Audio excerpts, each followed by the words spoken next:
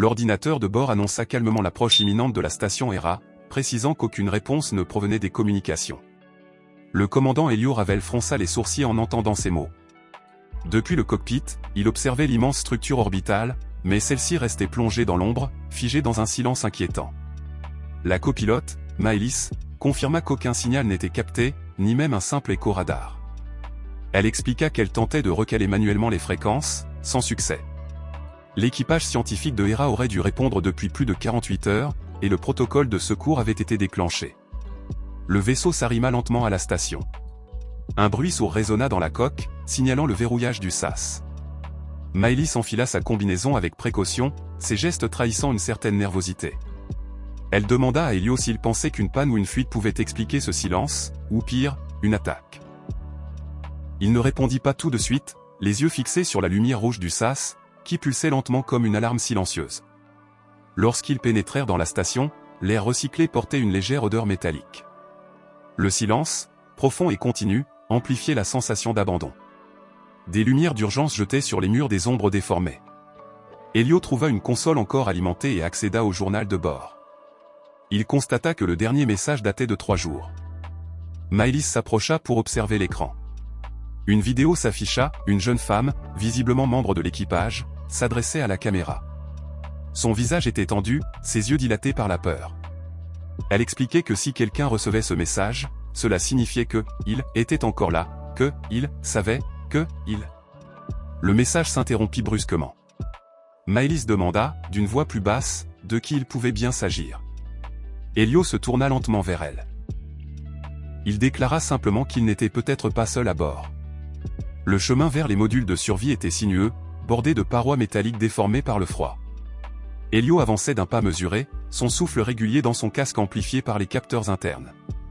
Maëlys suivait en silence, concentrée sur les battements de son cœur, plus rapide qu'elle ne l'aurait voulu. Elle s'efforçait de garder le contrôle, mais quelque chose, dans l'air même de la station, semblait surveiller chacun de leurs pas. Lorsqu'ils arrivèrent devant la porte blindée du compartiment de survie, ils découvrirent qu'elle était à moitié entr'ouverte. Cela n'était pas normal. Ces portes se verrouillaient automatiquement dès qu'un protocole de confinement était engagé.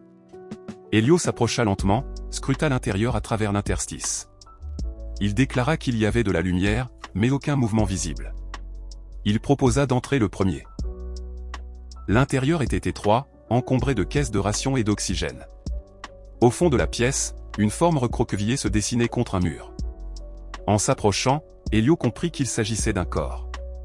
Il annonça qu'il était encore en vie, mais inconscient. Maëlys se précipita, posa la main sur la combinaison du survivant. Elle affirma qu'il respirait, et remarqua qu'il s'agissait d'une femme, visiblement blessée à l'épaule. Elio chercha une trousse médicale, en administrant un stimulant léger. Quelques instants plus tard, la femme ouvrit lentement les yeux. Elle semblait perdue, paniquée. Son regard allait de l'un à l'autre, cherchant à comprendre si elle était en sécurité. Elle murmura quelque chose d'un accent grave peine audible. Maëlys se pencha, et comprit qu'elle parlait d'un homme, d'un membre de l'équipage devenu étrange. La survivante expliquait qu'il ne dormait plus, ne mangeait presque plus, et qu'il parlait seul pendant des heures dans les laboratoires, jusqu'à ce qu'il disparaisse. Peu après, les incidents avaient commencé. Elle indiqua que les autres avaient tenté de fuir, de s'enfermer, mais que quelqu'un connaissait les codes d'accès. Elle prononça alors une phrase que Maëlys eut du mal à croire, selon elle, cet homme n'était plus vraiment humain. Un long silence suivit, comme si la station elle-même retenait son souffle. Elio échangea un regard grave avec Maëlys. Ce qu'il venait de découvrir n'était plus une mission de sauvetage, ni même une enquête classique. Quelque chose, ou quelqu'un, rôdait encore à bord. Après avoir installé la survivante dans une zone sécurisée, Elio verrouilla manuellement les accès au module. Maëlys surveillait les constantes vitales sur un écran portatif, tout en réfléchissant aux paroles confuses de la jeune femme. Elle se demandait si cette histoire de transformation n'était pas le fruit du traumatisme, ou bien un indice vers quelque chose de plus grave encore. Ils décidèrent de remonter vers le laboratoire central. Elio voulait vérifier les journaux de recherche de l'équipage, en particulier ceux de l'homme mentionné par la survivante. Peut-être que son comportement étrange avait un lien avec une expérience, ou une découverte faite à bord. Le laboratoire principal était plongé dans une lumière froide. Les panneaux tactiles clignotaient encore, et une légère vibration parcourait les murs, comme un battement discret dans les entrailles de la station. En fouillant les terminaux, Maëlys découvrit qu'une grande partie des données avaient été effacées. Non pas perdues par accident, mais volontairement supprimées.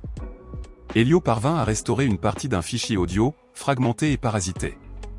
On y entendait une voix masculine, agitée, qui parlait d'un signal venu de l'extérieur, d'un message codé dans les pulsations d'un champ magnétique, et d'images reçues dans ses rêves.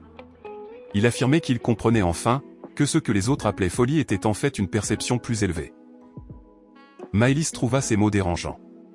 Elle imagina cet homme, seul dans le noir, persuadé d'être contacté par une entité inconnue, peut-être même convaincu qu'il avait été choisi. Elle demanda à Elio ce qu'il pensait de tout ça. Il répondit qu'il n'était pas encore sûr, mais que cette histoire dépassait déjà toutes leurs procédures. Alors qu'ils quittaient la salle, un bruit métallique retentit derrière eux. Quelque chose venait de se déplacer dans la pièce voisine. Elio tendit l'oreille et fit signe de ne pas parler. Un souffle se faisait entendre, très léger, presque trop humain. Maëlys sentit son cœur se contracter. Elle comprit qu'il n'était plus seul, cette fois pour de bon. Ils restèrent immobiles un long moment, dans ce couloir froid et silencieux.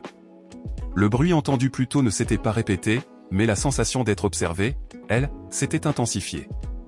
Elio fit un pas en avant, lentement, tenant son scanner thermique à hauteur d'épaule.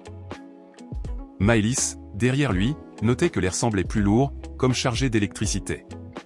En pénétrant dans la pièce voisine, ils découvrirent une salle de décontamination. Tout était en ordre, sauf une trappe de maintenance entrouverte au sol. Elio s'approcha pour l'examiner, et nota qu'elle avait été ouverte de l'intérieur, un détail impossible à ignorer. Il déclara que quelqu'un s'était déplacé récemment par les conduits techniques. Maëlys demanda si cela pouvait être le survivant dont parlait la femme blessée. Elio ne répondit pas tout de suite. Il observait une surface givrée au sol où se dessinait, très nettement, l'empreinte d'un pied nu. Une empreinte humaine, mais plus longue, déformée, comme si les os eux-mêmes s'étaient déplacés. Ils décidèrent de suivre la piste jusqu'au compartiment biologique. En chemin, Maëlys se remémora les paroles de la survivante, et suggéra que cette chose avait peut-être été exposée à une forme d'influence extérieure, un signal ou une fréquence qui aurait modifié sa perception, voire sa structure. Elio ajouta que cela expliquerait les fichiers effacés, les silences, et la panique. Il pensait que l'équipage avait tenté d'étouffer ce qu'ils avaient réveillé, trop tard. En arrivant au compartiment, ils trouvèrent la pièce ravagée. Des cages d'expérimentation ouvertes, des traces noires sur les murs, et, au centre, un enregistreur visuel encore actif. Maëlys appuya sur lecture. L'enregistrement montrait un homme penché sur une capsule, les mains tremblantes. Il parlait à voix basse, comme s'il priait. Puis, soudain, il levait les yeux vers la caméra. Son visage restait humain, mais son regard, lui, semblait ailleurs. Le fichier se termina dans un grésillement. Elio déclara qu'il ne s'agissait plus d'une enquête sur une disparition, mais d'une contamination. Et que si cette chose était toujours à bord, elle savait désormais qu'il la cherchait. Elio et Maëlys progressèrent prudemment dans les couloirs sombres de la station, la tension s'épaississant à chaque pas. Ils sentaient que la menace ne se cachait pas seulement dans l'ombre, mais qu'elle s'était infiltrée dans chaque recoin, chaque vibration métallique de la structure. Elio murmura qu'il devait trouver un moyen de contenir cette entité avant qu'elle ne cause davantage de dégâts. Ils atteignirent le poste de commande principal, où Maëlys tenta de reprendre le contrôle du système de sécurité. Les caméras clignotaient faiblement, certaines montrant des interférences étranges, d'autres des images figées sur des silhouettes indistinctes. Maëlys remarqua que le réseau semblait être perturbé par un signal inconnu, un brouillage subtil mais puissant. Pendant qu'elle analysait les flux de données, Elio examina les relevés de vie de l'équipage. Tous portaient les mêmes signes, rythme cardiaque anormal, variation de température, et niveau d'adrénaline hors norme, comme s'ils avaient été soumis à une terreur extrême avant de disparaître. Maëlys expliqua qu'elle suspectait une influence psychique ou un parasite inconnu agissant à distance. Elio, plus pragmatique, insista sur le fait qu'il devait localiser le dernier refuge de l'équipage pour comprendre ce qui s'était passé. Soudain, une alarme retentit, stridente, faisant vibrer les murs. Sur l'écran principal, une silhouette s'éloignait rapidement de la zone de quarantaine. Elio ordonna de verrouiller toutes les issues. Maëlys lança une série de protocoles pour isoler le passage, mais la silhouette avait déjà disparu. Ils échangèrent un regard lourd d'inquiétude. Elio pensa qu'ils étaient désormais la cible. Maëlys ajouta qu'ils n'avaient plus le droit à l'erreur. L'espace autour d'eux semblait à la fois infini et terriblement clos, un piège où leur seule chance résidait dans leur collaboration. Alors qu'Elio et Maëlys cherchaient désespérément un indice, ils consultèrent les dernières communications de l'équipage. Ces messages fragmentés révélaient peu à peu une vérité troublante, l'équipage avait reçu un signal extraterrestre, codé dans des pulsations magnétiques, qui semblaient influencer leur esprit. Maëlys expliqua que ce signal avait pu altérer la perception de la réalité, provoquant paranoïa, hallucinations et comportements violents. Elio imagina que c'était une forme d'invasion subtile, un virus psychique qui utilisait la station comme vecteur. En explorant les archives, ils trouvèrent des notes d'un scientifique désespéré, affirmant que la seule façon de stopper la contamination était d'isoler le réacteur principal, qui semblait amplifier le signal. Mais pour cela, il fallait désactiver la sécurité, ce qui impliquait un risque énorme. Pendant qu'ils élaboraient un plan, Maëlys sentit une présence familière, une vibration douce au fond de son esprit.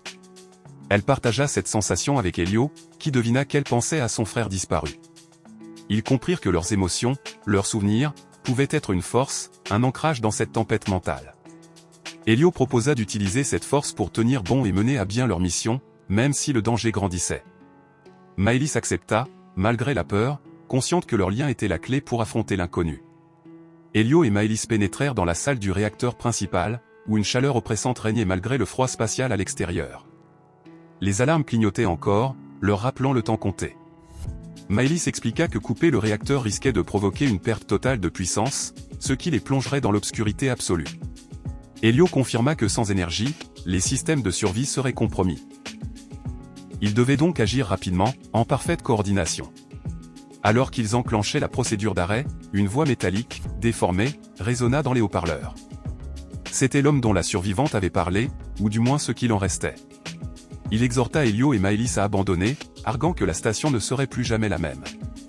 Maëlys sentit une douleur sourde, comme si cette voix s'infiltrait dans son esprit.